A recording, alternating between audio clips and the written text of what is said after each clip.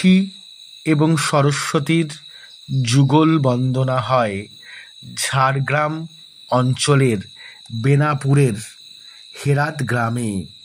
লক্ষ্মী ও সরস্বতীর এই যুগল পূজা 1862 সাল থেকে চলে আসছে।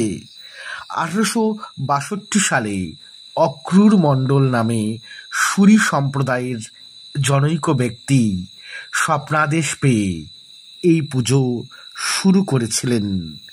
এই পুজোর শুরুতেই আমরা দেখতে পাব গভীর রাত্রে লক্ষ্মী পুজো এবং সকালবেলা সরস্বতী পুজো। পুজোর আড়ম্বরপূর্ণ 7 দিন ধরে পুজো অনুষ্ঠিত হয়।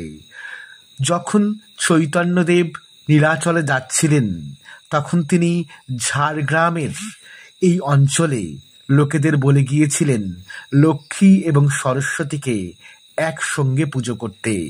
নারায়ণের সকল অংশকেই তারা একসঙ্গে পুজো করে থাকেন।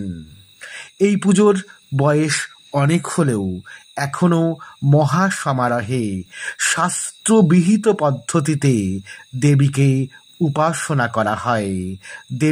দেবী যুগল পূজিত হন বৈদিক পৌরাণিক উপাচারে।